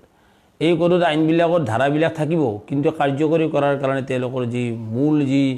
ফাণ্ডটো আছিল যি ফাণ্ডৰ পৰা সহায় বা পইচাবিলাক দিয়া হয় এই ফাণ্ড গৈ পেলাই এটা কৰ্পাছ ফাণ্ডলৈ ৰূপান্তৰিত হ'ব আৰু সেই কৰ্পাছ ফাণ্ড কি ধৰণে নিয়ন্ত্ৰণ কৰিব এইটো চেণ্ট্ৰেল গভৰ্ণমেণ্টে চেণ্ট্ৰেলৰ ক্ষেত্ৰত নিয়ন্ত্ৰণ কৰিব আৰু ৰাজ্য চৰকাৰসমূহে তাৰে তেওঁলোকে নিয়ন্ত্ৰণ তাৰ নিজস্বভাৱে যি বোৰ্ড গঠন হৈছিল এইবিলাক কল্যাণ আইনৰ আধাৰত কল্যাণ আঁচনি ৰূপায়ণ কৰাৰ কাৰণে এই বোৰ্ডবিলাকৰ নাথাকিব এই বোৰ্ডত নাথাকিব এয়া ষ্টেট গভৰ্ণমেণ্টে নিজাকৈ এখন সমূহীয়া বোৰ্ড এখন বনাব তাতে আলোচনা হ'ব গতিকে আপুনি নিৰ্মাণ শ্ৰমিকৰ কল্যাণ আঁচনিৰ যিখন বোৰ্ডত আলোচনা হ'ব তাতে ফেক্টৰী এক্টৰ আধাৰত পাব লগা শ্ৰমিকৰ যি সা সুবিধা পাব লগা আছিল পানীৰ সুবিধা লেট্ৰিনৰ সুবিধা স্বাস্থ্য পৰীক্ষাৰ সুবিধা এই ফেক্টৰী আইন অনুসৰি যিখিনি পাব লাগে কাম কৰি থকা অৱস্থাত পৰিৱেশ সম্পৰ্কীয় সুবিধা ক'ৰবাত মানে হেজাৰ্ডাছ ৱাৰ্ক কৰি আছে তাতে এডজাষ্টিং ফেন নাই ফেনখন লগাই দিয়াৰ কাৰণে মালিক পক্ষক ক'ব পৰা যিটো আইনৰ সুবিধা আছিল ফেক্টৰী এক্ট অনুসৰি এইবিলাক ব্যৱস্থা আৰু এতিয়া মানে কোনো জায়গাতে বাধ্যতামূলক হৈ নাথাকিব থাকিব কাগজে পত্ৰ সববিলাকে থাকিব আপুনি দেখাত এই কোডবিলাকৰ যিবিলাক কাগজ আছে আমাৰ হাতত আছে এইবিলাক কাগজ নিশ্চয় আপোনালোকে এই ডকুমেণ্ট আমি প্ৰিণ্ট আউট কৰি উলিয়াইছোঁ এই কোড এই এখন আমাৰ ইণ্ডাষ্ট্ৰিয়েল ৰিলেশ্যন কোড আৰু যিখন ইণ্ডাষ্ট্ৰিয়েল ডিছপুট এক্টৰ পৰা আৰম্ভ কৰি বিভিন্ন আইন সংশোধন কৰি বনাইছে এই occupational safety health and working condition code এই এখন এইবিলাক কোড এইবিলাক একেলগে সোমাই দিলে 13খন আইন আন এখন কোড যিটো আমাৰ হাতত আছে আমি যিটো আগতে কৈছোঁ যে ছ'চিয়েল ছিকিউৰিটি কোড সামাজিক সুৰক্ষা আৰু ৱেজ কোড এই যে কথাবিলাক এই আইনবিলাক যে হ'ল এইবিলাক আমি কিছু পৰিমাণে পঢ়িবলৈ চেষ্টা কৰিছোঁ পঢ়ি আছোঁ ইয়াতে দেখিলে আপুনি অপাতত দৃষ্টিৰে আমি বিশেষ কোনো পাৰ্থক্য নাপায় বৰং এনেকুৱা লাগিব যে এইবিলাক ইমপ্লিমেণ্ট কৰি এইবিলাক যদি এইমতে কাৰ্যকৰী তেতিয়াহ'লে বোধহয় আমি আৰু তৎক্ষণাতে কিছুমান সুবিধা পামেই কিন্তু ইয়াতে যিটো কাম আটাইতকৈ মানে চিন্তনীয় যিটো কাম কৰিছে সেইটো হৈছে যে ফেক্টৰী এক্ট অনুসৰি ফেক্টৰী ইন্সপেক্টৰে গৈ পেলাই ফেক্টৰী ইন্সপেকশ্যন কৰাৰ তেওঁৰ অধিকাৰ আছিল তেওঁ গৈ পেলাই কিবা এটা যদি সেইমতে বস্তু নাই তেতিয়াহ'লে মেনেজমেণ্টৰ বিৰুদ্ধে কিবা এটা ব্যৱস্থা ল'ব পাৰিছিল এতিয়া তেওঁ সেইটো কাম কৰিব নোৱাৰিব এমপ্লয়াৰে যদি এখন সেল্ফ ডিক্লাৰেশ্যন দি দিয়ে যে মোৰ কাৰখানাত ফেক্টৰী এক্ট অনুসৰিয়ে মই এই সুবিধাবিলাক প্ৰদান কৰিছোঁ দ্যাট উইল বি সাফিচিয়েণ্ট এইটোৱে সাফিচিয়েণ্ট হ'ব আৰু তাতো যদি কাৰোবাৰ আপত্তি থাকে তেতিয়াহে আপুনি এই চৰকাৰক জনাব পাৰিব চৰকাৰে তেওঁলোকৰ বিৰুদ্ধে ব্যৱস্থা লোৱাৰ এটা প্ৰভিজনো কিন্তু আইনখনত আছে দেই নোহোৱা নহয় আছে যাতে আৰু দেখিবলৈ ভাল লগা হয় পূৰ্বতে এজন তেনেকুৱা ধৰণে ফেক্টৰী এক্ট অনুসৰি সুবিধা প্ৰদান নকৰা এমপ্লয়াৰৰ বিৰুদ্ধে ব্যৱস্থা ল'বলৈ গ'লে আইন অনুসৰি তেওঁৰ এটা ফাইন হৈছিল ফাইনৰ পৰিমাণটো কিছু পৰিমাণৰ ক্ষেত্ৰত হাস্যকৰ আছিল ক'ৰবাত 500 টকা ক'ৰবাত 2000 টকা 1000 টকা তেনেকুৱা ফাইন আছিল এতিয়া ফিগাৰটো বহুত ডাঙৰ কৰি দিছিল 2 লাখ 1 লাখৰ পৰা 2 লাখ পৰ্যন্ত ফাইন পঢ়ি-শুনিয়া বহুতে ভাবিব ভাল আজিকালি বহুত ভাল হৈছে 1 লাখৰ কিন্তু তাক কাৰ্যকৰী কৰাৰ কাৰণে আগতে যিটো প্ৰজিকিউশ্যনৰ পাৱাৰ আছিল লেবাৰ ফেক্টৰী ইন্সপেক্টৰে দি পেলাই এখন কেছ কৰিব পৰা সেই সময়তো তেওঁ পাৰ্মিশ্যন ল'ব লাগিব উইদাউট পাৰ্মিশ্যন তেওঁ কেছ কৰিব নোৱাৰে অৰ্থাৎ সম্পূৰ্ণৰূপে বাইণ্ডিং কৰি দিলে গভৰ্ণমেণ্টৰ ওপৰত এৰিব আৰু গভৰ্ণমেণ্ট যিবিলাক পাৱাৰত থাকে বেছিভাগেই হৈছে এমপ্লয়াৰৰ সপক্ষে থকা স্বাৰ্থত তেওঁলোকৰ পলিটিক্সৰ কথা আছে আজিতো আমাৰ চকুৰ সন্মুখত দেখি আছোঁ বিজেপি চৰকাৰে কাৰ সপক্ষে ভূমিকা পালন কৰি আছে সকলোৱে দেখি আছে ৰাইজে কোনোবাই বিজেপিৰ সমৰ্থকসকলে মানিবলৈ অলপ টান পায় কিন্তু ভিতৰি তেওঁলোকে উত্তৰো দিব নোৱাৰে আমাৰ সন্মুখত যেতিয়া থিয় দিয়ে তেওঁলোকে উত্তৰো দিব নোৱাৰে কিন্তু তেওঁ মানিবলৈ টান পালেও তেওঁৰ ৰাজনৈতিক বাধ্যবাধকতাত পৰি তেওঁৰ দলৰ সমৰ্থন কৰিলেও তেওঁ যদি এগৰাকী এমপ্লয় হয় তেওঁ যদি এগৰাকী ৱাৰ্কাৰ হয় কোনোবা ফেক্টৰীৰ শ্ৰমিক হয় কোনোবা প্ৰতিষ্ঠানৰ এমপ্লয় হয় কোনোবা বাণিজ্যিক প্ৰতিষ্ঠানৰ এমপ্লয় হয় কোনোবা মেডিকেল ৰিপ্ৰেজেণ্টেটিভ হয় তেওঁ যদি কোনোবা এষ্টাব্লিছমেণ্টত কাম কৰা এজন অফিচাৰ হয় তেখেতক আমি সুধিব বিচাৰিছোঁ যে আপোনাৰ যি মাহিলী দৰমহাটো মজুৰিটো দৰমহা আপুনি দৰমহা বুলি কয় আপোনালোকে মজুৰি নকয় বাণিজ্যিক প্ৰতিষ্ঠান এই দৰমহাটো নিৰ্ধাৰণ কৰাৰ যিটো ব্যৱস্থা আছিল এই ব্যৱস্থাটো এতিয়া নোহোৱা হৈ যাব এই দৰমহাটো নিৰ্ধাৰণ কৰিব আপোনাৰ উচ্চতম নিযুক্তকাৰীয়ে আৰু হেও তাক ঠিক কৰিব চৰকাৰে কেতিয়াবা তাৰ এটা ফৰ্মুলা ঠিক কৰি দিব চৰকাৰখন যদি আপোনাৰ সপক্ষে থকা চৰকাৰ হয় এইটো আপোনাৰ সপক্ষে কৰিব পাৰে চৰকাৰখন যদি সম্পূৰ্ণৰূপে নিযুক্তকাৰীৰ সপক্ষে তেতিয়াহ'লে এটা নয়া পইচা আপুনি উপকৃত হোৱাৰ কোনো সম্ভাৱনা নাই এটা ভয়ানক অৱস্থালৈ গতি কৰি আছে গতিকে এই ধৰণৰ যি লেবাৰ কোড এই কোডবিলাকৰ সম্পৰ্কে আমি আলোচনা বিলোচনা কৰাৰ দৰকাৰ আছে আমি সেইকাৰণে আপোনালোকৰ সন্মুখত কথাবিলাক উত্থাপন কৰিলোঁ গতিকে এই 13খন আইনক আজি সংযুক্ত কৰি যিখন আজি কৰ্মস্থলীৰ সুৰক্ষা স্বাস্থ্য আৰু কৰ্মবিধি সংহিতা প্ৰণয়ন কৰিলে এই আইনে আজি আমাৰ কেইবাখনো আইনৰ অস্তিত্ব নোহোৱা কৰিব আমি স্বাভাৱিকতে বেছি উদ্বিগ্ন BOCW এক্টখনৰ লৈ পেলাই কাৰণ তাৰ এখন সুন্দৰভাৱে বোৰ্ড হৈছিল অসমৰ ক্ষেত্ৰত কৈছোঁ দেই অসমৰ ক্ষেত্ৰত কৈছোঁ এখন বোৰ্ড হৈছিল এই বোৰ্ডে এতিয়ালৈকে 2,73,000 শ্ৰমিকক পঞ্জীয়ন কৰিছে আৰু তাতে প্ৰায় এতিয়ালৈকে আমি জানামতে প্ৰায় এই পেণ্ডামিক পিৰিয়ডৰ সময়ছোৱাতো প্ৰায় 2 লাখতকৈ অধিক শ্ৰমিকক 2,000 টকা দিছে কিছুমানে তাৰ একাউণ্টৰ সুবিধাৰ কাৰিকৰী অসুবিধাৰ কাৰণে এইটো পইচা পোৱা নাই একাংশ শ্ৰমিকে পইচা পোৱা নাই নোপোৱা বুলি আমি শুনিছোঁ কিন্তু পইচা দিয়া এটা চিষ্টেমটো হ'ল অন্য শ্ৰমিকে একো নাপালে তেওঁলোকৰ 2,000 টকাটো পাইছে এই বোৰ্ডখনৰ মাধ্যমেদি কৰা গৈছে এই ব্যৱস্থাবিলাকে সহায়কাৰী যিটো কল্যাণমূলক শ্ৰমিকৰ বিপদৰ সময়ত সহায় কৰাৰ ব্যৱস্থা এই ব্যৱস্থাবিলাক নাথাকিব বা লাহে লাহে এইবিলাক নিহকতীয়া হ'ব তাৰ ক্ষমতাহীন হ'ব ক্ষমতাটো কমি যাব মই এটা বাক্যতে বাৰে বাৰে কৈ আছোঁ যে পাখিকতা পক্ষীলৈ ৰূপান্তৰিত হ'ব আইনখন দেখাত থাকিব কিন্তু প্ৰকৃততে তাৰ কামত নাথাকিব কাগজে পত্ৰ সববিলাক থাকিব কিন্তু বাস্তৱতে কাৰ্যকৰী ৰূপ দিয়াৰ কাৰণে তাৰ কোনো পাৱাৰ নাথাকিব এটা বিভাগৰ শ্ৰম বিভাগৰ বিশেষ কৰি লেবাৰ ডিপাৰ্টমেণ্টতে এইবিলাক দায়িত্ব ল'ব লাগে শ্ৰম বিভাগৰ এই ক্ষমতাটো একেবাৰে নোহোৱা কৰি পেলাব গতিকে এই যে ইয়াৰ ফলত তাৰ আছে গৰু নেবাই হাল থাকাতকৈ নথকাই ভাল আমি এইবিলাক কথা সৰুকালৰ পৰা শুনি আহিছোঁ তেনেকুৱা অৱস্থালৈ গতি কৰিব আইনখন থাকিব কিন্তু কাৰ্যকৰী কোনো ব্যৱস্থা নাথাকিব এই অৱস্থালৈ গতি কৰি আছে গতিকে এই 13খন আইনৰ যি সামান্য সুবিধা আমি পাই আছিলোঁ এই সুবিধাৰ পৰা আজি কণ্ট্ৰাক্ট লেবাৰ ৰেগুলেশ্যন এক্ট আজি ঠিকা শ্ৰমিকৰ সংখ্যা সৰ্বাধিক এই সৰ্বাধিক ঠিকা শ্ৰমিকৰ উপকাৰৰ কাৰণে এখন আইন আছিল যিখন আইনৰ মাধ্যমেৰে কিছু পৰিমাণে অন্ততঃ এখন পৃথকভাৱে এখন ন্যূনতম মজুৰি পৰ্যন্ত ঘোষণা হৈছিল LTCৰ সুবিধা পৰ্যন্ত সেই আইনত দিয়া হৈছিল এই contract labour abolition and regulation act 1970 এই আইনখন সংশোধন কৰাৰ আইনখনক আজি এই অকুপেশ্যনেল হেল্থ এণ্ড ছেফটিৰ এই যিখন সংহিতা এই সংহিতাত সংযুক্ত কৰিলে এই সংযুক্তকৰণে এই কণ্ট্ৰাক্ট লেবাৰ এবলিশ্যন ৰেগুলেশ্যন এক্ট 1970 নিজস্ব সত্তাটো কিন্তু নোহোৱা কৰিব তাৰ নিজস্ব সত্তাটো নাথাকিব একেই ধৰণে আজি আমি আগতেও কৈছোঁ যে আটাইতকৈ মানে এতিয়া নিৰাপত্তাহীন সম্পূৰ্ণৰূপে নিৰাপত্তাহীন শ্ৰমিকবিলাক হৈছে আমাৰ মটৰ শ্ৰমিক ষ্টিয়াৰিঙত উঠিলে তেওঁলোকে পইচা পায় ষ্টিয়াৰিঙত উঠিলে পইচা নাপায় এই মটৰ শ্ৰমিকসকলৰ এখন আইন আছিল মটৰ ট্ৰেন্সপৰ্ট ৱৰ্কাৰ্ছ এক্ট আৰু সেই আইনৰ আধাৰত মটৰ ট্ৰেন্সপৰ্ট ৱৰ্কাৰ্ছৰ কাৰণে কিছু পৰিমাণে অন্ততঃ সুৰক্ষাৰ এটা ব্যৱস্থা কৰিব পৰা গৈছিল ৱৰ্কমেন কম্পেনচেশ্যন এক্ট বুলি এখন আইন আছিল এই আইনৰ মাধ্যমত অন্ততঃ সেই ক্ষতিপূৰণ দিয়াৰ এটা আইন যিটো আমি কেছ কৰাৰ মাধ্যমেদি হ'লেও শ্ৰমিক এজন যদি কিবা কাৰণত মৃত্যু ঘটে তেতিয়াহ'লে তাক ক্ষতিপূৰণ আদায় দিয়াৰ কাৰণে এখন আইন আছিল এই আইনবিলাক আজি এই কোডৰ ভিতৰত সোমাই যোৱাৰ ফলত এই আইনবিলাকৰ নিজস্ব কোনো সত্তা নাথাকিব সেই আইনখনৰ আধাৰত কোনোবাই কিবা কমপ্লেইন কৰিব লগা হ'লে এই কোডৰ মাধ্যমত তেওঁ যদি কমপ্লেইন কৰিব লাগে তেতিয়াহ'লে এই কোডৰ মাধ্যমত তেওঁ অনুমতি অবিহনে বিনা অনুমতিত কোনো এমপ্লয়াৰৰ বিৰুদ্ধে কোনো কেছ কৰিব নোৱাৰিব গতিকে এই যে ব্যৱস্থাবিলাক কৰিব হ'বলৈ যে গৈ আছে যাৰ আইনবিলাকৰ নিজস্ব সত্তা নাথাকিব এই কথাবিলাক আমি গভীৰভাৱে চিন্তা কৰা ভাল প্লেণ্টেশ্যন লেবাৰ এক্ট 1951 এই আইনখনৰ সঠিক প্ৰয়োগ কৰাৰ কাৰণে আমি আন্দোলন কৰি আছোঁ অহাকালি চাহ শ্ৰমিকৰ ধৰ্মঘট আছে মানে অসমত বাগিচাত ধৰ্মঘট হ'ব চৰকাৰে বঞ্চনাৰ বিৰুদ্ধে চৰকাৰে এটা ঘোষণা কৰিছিল ন্যূনতম মজুৰি একেই ন্যূনতম মজুৰি আইন প্লেণ্টেশ্যন বাগানৰ শ্ৰমিকৰ কাৰণে এখন পৃথকে ন্যূনতম মজুৰি পৰিষদ আছিল মালিকসকলৰ স্বাৰ্থত পূৰ্বৰ কংগ্ৰেছৰ দিনৰ পৰা বৰ্তমানৰ বিজেপিলৈকে এই মালিকসকলৰ স্বাৰ্থত চাহ বাগানৰ মালিকৰ স্বাৰ্থত চৰকাৰসমূহ থিয় দিলে একেবাৰে প্ৰত্যক্ষভাৱে পূৰ্বৰ কংগ্ৰেছেও আৰু এতিয়াও বিজেপিও গতিকে তেওঁলোকে শ্ৰমিকৰ সপক্ষে কোনো ব্যৱস্থা হাতত নল'লে আইন এখন প্ৰয়োগ নকৰিলে এতিয়া সেই আইনখনক পাখি কাটি পেলাই এই কোডৰ ভিতৰত সোমাই দিলে কোনখন কোডত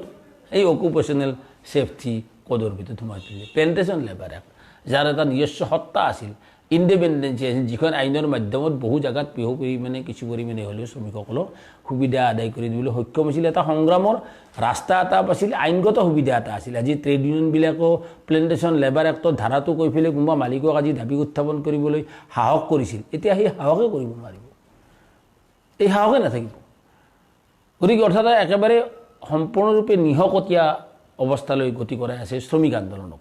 শ্ৰমজীৱী মানুহৰ যি প্ৰাপ্যৰ কাৰণে মাত মাতাৰ সকলো অধিকাৰ আজি শেষ কৰি দিব এই আইনৰ মাধ্যমত গতিকে এই প্লেণ্টেশ্যন লেবাৰ এক্ট যিখন আইন আটাইতকৈ গুৰুত্বপূৰ্ণ এখন আইন সেই আইনখনকো আজি ইয়াৰ ভিতৰত আজি সোমাই লৈছে গতিকে আজি অসমৰ ক্ষেত্ৰতো আমি লক্ষ্য কৰিলোঁ একেই ধৰণে এই আইনবিলাকৰ ফলত এই আইনবিলাক সংযুক্তকৰণৰ ফলত আজি অসমৰ এইবিলাক ছেক্টৰ প্ৰচণ্ডভাৱে ক্ষতিগ্ৰস্ত হ'ব মটৰ শ্ৰমিক নিৰ্মাণ শ্ৰমিক বাগানৰ শ্ৰমিক চাহ বাগানৰ শ্ৰমিক ব্যক্তিগত খণ্ডৰ কল কাৰখানাৰ শ্ৰমিক এইকেইটাই অসমৰ ক্ষেত্ৰত অন্ততঃ সাংঘাতিক ধৰণে প্ৰযোজ্য আৰু এতিয়া পেণ্ডামিক চিটুৱেশ্যনৰ প্ৰেক্ষিতত যিটো আটাইতকৈ আৰু বেছি অন্য এটা ছেক্টৰৰ ৱাৰ্কাৰ সম্পৰ্কে আমি চিন্তা কৰিব লগা হৈছে সেইটো হৈছে প্ৰব্ৰজিত শ্ৰমিক মাইগ্ৰেণ্ট ৱাৰ্কাৰ এই মাইগ্ৰেণ্ট ৱাৰ্কাৰৰ এখন আইন আছিল interstate migrant workers'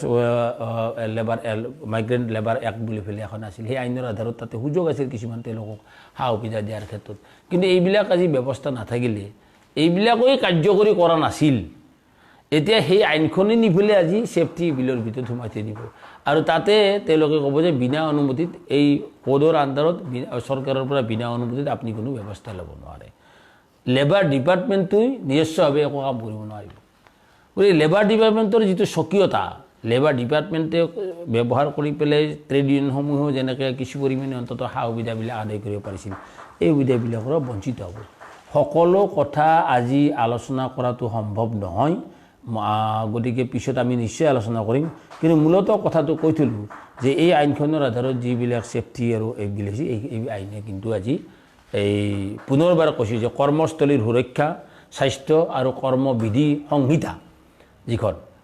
অকুপেশ্যনেল safety health and working condition code যিখন পাছ কৰিলে ইতিমধ্যে যিখন পাছ কৰাৰ নামত পাৰ্লামেণ্টৰ মৰ্যাদা পৰ্যন্ত তেওঁলোকে ক্ষুণ্ণ কৰিলে সেই আইন আজি আইনলৈ ৰূপান্তৰিত হ'ব প্ৰেচিডেণ্টে মাননীয় ৰাষ্ট্ৰপতিয়ে সহি কৰাৰ পাছতে সম্পূৰ্ণৰূপে আইনলৈ ৰূপান্তৰিত হ'ব বা যোৱাকালি সহি কৰিলে ইতিমধ্যে আমি যিটো খবৰ পালোঁ গতিকে এই ব্যৱস্থাই আজি সামান্য পৰিমাণে যে আইন শ্ৰমিকৰ সুবিধা আছিল সেইটো আজি নোহোৱা কৰিব আন এটা গুৰুত্বপূৰ্ণ কথা হ'ল কি ছ'চিয়েল ছিকিউৰিটি সম্পৰ্কীয় যিবিলাক আইন আছিল ছ'চিয়েল ছিকিউৰিটি ইণ্ডাষ্ট্ৰিয়েল ৰিলেশ্যন সম্পৰ্কীয় দুটা কোড আৰু আমি আলোচনা কৰিব লগা আছে শিল্প বিবাদ আইন যিখন জানে ইণ্ডাষ্ট্ৰিয়েল ডিছপুট এক্ট 1947 এই আইনখনেই আচলতে এটা ৰক্ষা কৱচ শ্ৰমিকৰ entire labour department labour ministry central labour ministry হওক চেণ্ট্ৰেল ষ্টেট লেবাৰ মিনিষ্ট্ৰী হওক গোটেই ডিপাৰ্টমেণ্টটোৰ একেবাৰে মূল চাবিকাঠি মূল মেৰুদণ্ড বুলি যিটো যাক আমি কওঁ বেকবোনটোৱে আছিল ইণ্ডাষ্ট্ৰিয়েল ডিছপুট এক্ট 1947 এই আইনখনৰ আধাৰতে নিযুক্তকাৰীসকলেও কেতিয়াবা শ্ৰমিকৰ উশৃংখলতা হ'লে তাক নিয়ন্ত্ৰণ কৰাৰ সুযোগ পাইছিল আৰু শ্ৰমিকসকলেও অন্ততঃ সেই আইনখনৰ আধাৰতে কিবা বহুত অন্যায় হৈ থাকে অন্যায়ৰ বিৰুদ্ধে বিভিন্ন অভিযোগ দিয়াৰ সুযোগ পাইছিল তাৰে নামত কেছ কৰাৰ সুযোগ পাইছিল লেবাৰ কোৰ্ট পৰ্যন্ত তৈয়াৰ হৈছিল সেই সকলো ব্যৱস্থাই নোহোৱা হৈ যাব শিথিল হৈ যাব নিহকতীয়া হ'ব তাৰে ব্যৱস্থা কৰিলে ইণ্ডাষ্ট্ৰিয়েল ৰিলেশ্যন বিল এই ইণ্ডাষ্ট্ৰিয়েল ৰিলেশ্যন বিলত আমি যিটো আমাৰ কাৰণে চিন্তনীয় বিষয় তাতে 3খন আইন সোমোৱা হৈছে তাতে অতিশয় গুৰুত্বপূৰ্ণ কথা industrial dispute act 1947 trade union act 1926 আৰু ষ্টেণ্ডিং অৰ্ডাৰ এক্ট 1975 এই আইন 3খন আজি সোমাই পেলাই আজি তাতে ইণ্ডাষ্ট্ৰিয়েল ৰিলেশ্যন কোড বনোৱা হ'ল শিল্প সম্পৰ্কীয় সংহিতা আৰু এই 3খন আইনৰ লগত আনুষংগিক কেইবাখনো আইন আছে ইয়াৰ লগত এই 3খনৰ লগতে এই 3খন মূল আইন ইয়াৰ লগত আনুষংগিক বহু আইন আছে এই সকলো আইনেই বাকীবিলাক আৰু যাইফালে নোহোৱা হৈ যাব আপোনালোকে চৰকাৰ ৰাইজে নিশ্চয় জানে, কিন্তু জানাটো আৰু দৰকাৰ যে GST যেতিয়া গঠন হ'ল, GST যেতিয়া প্ৰয়োগ আমাৰ 2017 চনত বিজেপি চৰকাৰে যেতিয়া GST আনিলে, general and sales tax, goods and sales tax যেতিয়া প্ৰয়োগ কৰিলে, তেতিয়াই আইনৰ মাধ্যমত এই শ্ৰমিকৰ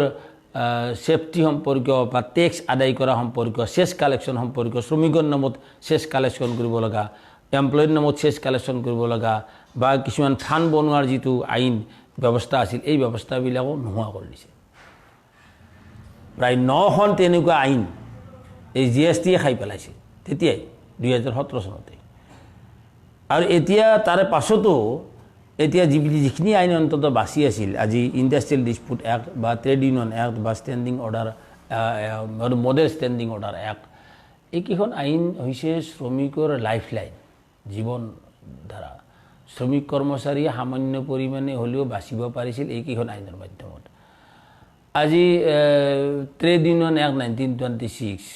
ইয়াৰ ইতিহাস ক'ব লগা হ'লে বহু কথা ক'ব লগা হ'ব, ব্ৰিটিছৰ দিনৰ কথা ক'ব লগা হ'ব। 1920 চনৰ পৰা ভাৰতবৰ্ষত মানে ভিন্ন প্ৰকাৰে শ্ৰমিক আন্দোলন, শ্ৰমিকৰ প্ৰতিবাদী আন্দোলনবিলাক সংঘটিত হৈছিল আৰু স্বাধীনতা আন্দোলন তেতিয়া চলি আছিল। আৰু সেই সময়ছোৱাতে 1920ৰ পৰা 1930ৰ ভিতৰত বহু জেগাত বহু আন্দোলন হৈছিল। সেই সময়ছোৱাতে কিন্তু ব্ৰিটিছ চৰকাৰে বাধ্য হৈছিল এখন আইন প্ৰণয়ন কৰিবলৈ, ট্ৰেড ইউনিয়ন এক্ট 1926 বুলি কয়, এখন ইংলেণ্ডৰ পাৰ্লিয়ামেণ্টত পাছ হৈছিল। সেই আইন পৰৱৰ্তী সময়ত স্বাধীন ভাৰতবৰ্ষই সেই আইনখন অসমত ভাৰতবৰ্ষত প্ৰয়োগ কৰাৰ কাৰণে ঠিক কৰিছিল। সেই আইনৰ আধাৰত ট্ৰেড ইউনিয়নবিলাক পঞ্জীয়ন হয়। আজি যিমান ট্ৰেড ইউনিয়ন আছে, যাৰ যি ধৰণৰ CITUৰ অন্তৰ্ভুক্ত যিমান ইউনিয়ন আছে, ট্ৰেড ইউনিয়ন আছে, AITUCৰ আণ্ডাৰত যিমান ট্ৰেড ইউনিয়ন আছে, INTUCৰ আণ্ডাৰত যিমান আছে, AIUTUCৰ আণ্ডাৰত যিমান আছে, ভাৰতবৰ্ষৰ 11টাকৈ কেন্দ্ৰীয় ট্ৰেড ইউনিয়ন আৰু তাৰ লগত যিবিলাক অন্তৰ্ভুক্ত এফিলিয়েটেড যিবিলাক ট্ৰেড ইউনিয়ন আছে, পঞ্জীয়নভুক্ত ট্ৰেড ইউনিয়ন, এই ট্ৰেড ইউনিয়নবিলাকক গঠন কৰাৰ যিখন আইন ট্ৰেড ইউনিয়ন এক্ট 1926, এইখন সংশোধন কৰি এই কোডৰ ভিতৰত আনি কিছুমান বাধ্যবাধকতা কিছুমান তাতে লগাই দিছে। এতিয়াই অসুবিধা হৈছে। এতিয়া ৰেজিষ্ট্ৰেশ্যন কৰিব লগা হ'লে আপুনি 100জন শ্ৰমিকৰ অথবা 10% শ্ৰমিকৰ আপুনি সন্মতি ল'ব লাগিব, অন্যথাই আপুনি ৰেজিষ্ট্ৰেশ্যন মানে এপ্লাই কৰিব নোৱাৰে। একেই ধৰণে আজি তাতে তাৰ অফিচ বিয়াৰাৰসকলৰ পৰ্যন্ত পুলিচ ভেৰিফিকেশ্যনৰ ব্যৱস্থা ব্যৱস্থা কৰা হৈছে, আৰু যাৰ ফলত আজি ট্ৰেড ইউনিয়ন পঞ্জীয়নৰ এটা অসুবিধা হৈ যাব পাৰে। একেই ধৰণে ইণ্ডাষ্ট্ৰিয়েল ডিছপুট এক্টটো আৰু ভয়ানক কথা। এইখন আইনৰ যদি আজি পাক্ষিকতাৰ যিটো ব্যৱস্থা কৰিলে কেন্দ্ৰীয় চৰকাৰে, এই আইনখনৰ পাক্ষিকতা মানে শ্ৰমিকৰ হাত কাটি দিলে। শ্ৰমিকৰ সামান্যতম অধিকাৰখিনিও আজি নোহোৱা হৈ যাব এই ইণ্ডাষ্ট্ৰিয়েল ডিছপুট এক্টৰ এই মাধ্যমত। কাগজে পত্ৰ এইবিলাক আইনত সুন্দৰভাৱে আছে। এখন IR বিল, IR কোড, এইখনত যিবিলাক কথা বতৰা আছে এই 143 পৃষ্ঠাৰ, এতিয়া সকলোবিলাক আছে, বিশেষ কোনো পৰিৱৰ্তন আমি দেখা নাই আগৰ হেৰিৰ লগত। কিন্তু যিটো ডাঙৰ কথা সেইটো হৈছে যে ইণ্ডাষ্ট্ৰিয়েল ডিছপুট এক্টৰ আণ্ডাৰত লেবাৰ ডিপাৰ্টমেণ্টে এটা মেনেজমেণ্টে যদি কোনোবা ক্ষেত্ৰত শ্ৰমিকক অন্যায় কৰি কামৰ পৰা খেদিছে, তাক যদি পুনৰ বাহাল ৰখাৰ কাৰণে যিটো ব্যৱস্থা কৰিব পাৰিছিল তাক নোহোৱা কৰি দিছে। সেই ক্ষমতাটো আৰু লেবাৰ ডিপাৰ্টমেণ্টত নাথাকিব, সেইটো আৰু চৰকাৰৰ পৰা অনুমতি ল'ব লাগিব আজি যদি এমপ্লয়াৰৰ বিৰুদ্ধে যদি ব্যৱস্থা ল'ব লগা হয়। গতিকে এই যে মূল ক্ষেত্ৰত যিটো ব্যৱস্থা, এই ব্যৱস্থাই আজি সাধাৰণতে এই আইনবিলাকৰ সংশোধন ৰূপে শ্ৰমিকক তাৰ অধিকাৰৰ পৰা বঞ্চিত কৰাৰ এটা ব্যৱস্থা কৰা হৈছে। গতিকে এনেয়ে আমি আইনবিলাকৰ আধাৰত অন্যান্য এতিয়াও কোনো ডাঠি ক'ব নোৱাৰে যে এতিয়ালৈকে যোৱা সপ্তাহলৈকে এই কোড বনোৱাৰ আগমুহূৰ্তলৈকে যিখন আইন আছিল ইণ্ডাষ্ট্ৰিয়েল ডিছপুট এক্ট 1947, সেইখনৰ সকলো সুবিধা ভাৰতবৰ্ষৰ সকলো শ্ৰমিকে পাইছে, এই কথা কোনো ক'ব নোৱাৰে। আমি ক'লোৱেই নহয় যে প্ৰায় 70% শ্ৰমিক এইবিলাক প্ৰচলিত আইনবিলাকৰ সুবিধাৰ পৰাই বঞ্চিত আছিল। তৎসত্ত্বেও এটা কথা ঠিক আছিল যে অন্তত অৰ্গেনাইজ ছেক্টৰত,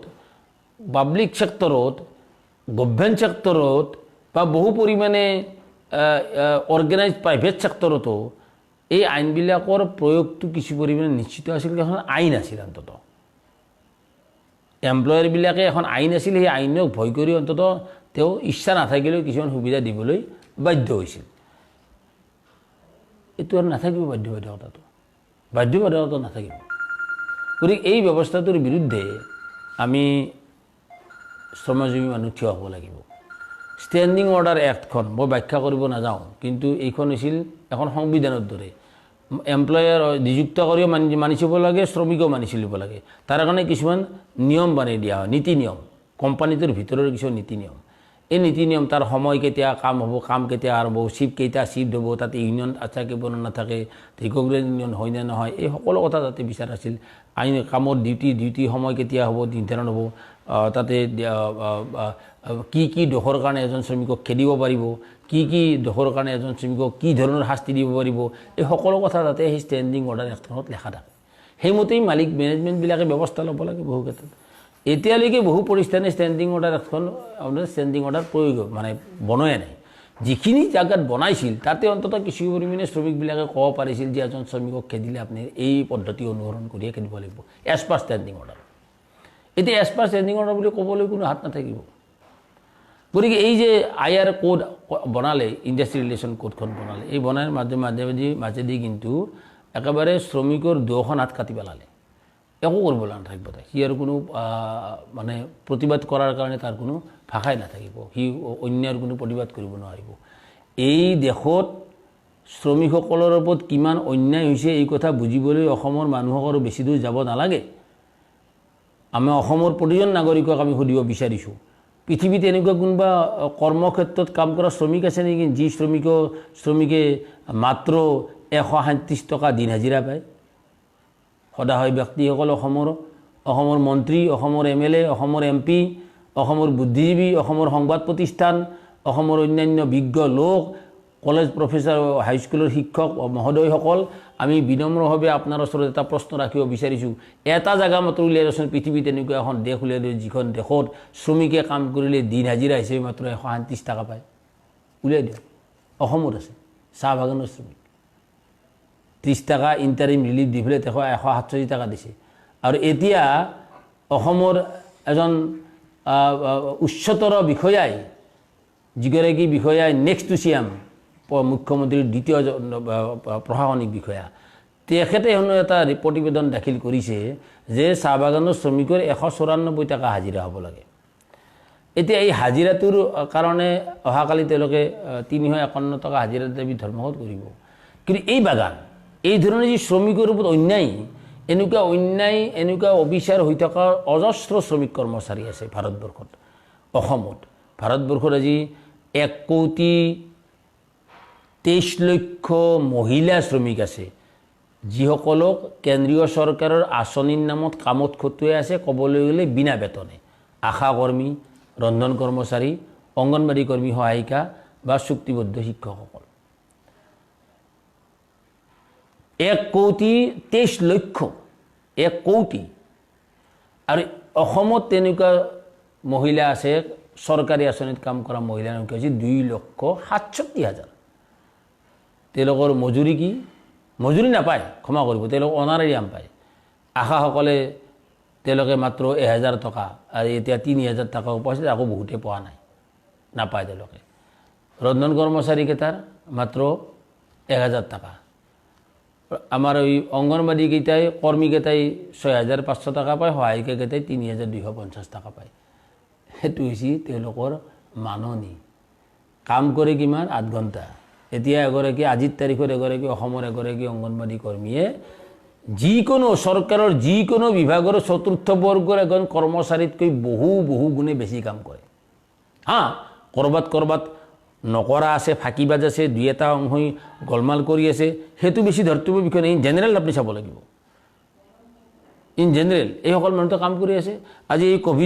COVID-19 এই সেৱাৰ সময়ছোৱাত আশাকৰ্মীসকলে অসমত 33,000 আশাকৰ্মীয়ে জীৱনক তুচ্ছজ্ঞান কৰি সেৱা আগবঢ়াইছে, মানুহৰ ঘৰে ঘৰে গৈ পেলাই সেৱা আগবঢ়াই আছে। এনেই এই শ্ৰমিকৰ ওপৰত শোষণ চলি আছে, অন্যায় চলি আছে। এতিয়া এই চৰকাৰখনেই নতুনকৈ আইন প্ৰণয়ন কৰি পেলাই, নতুনকৈ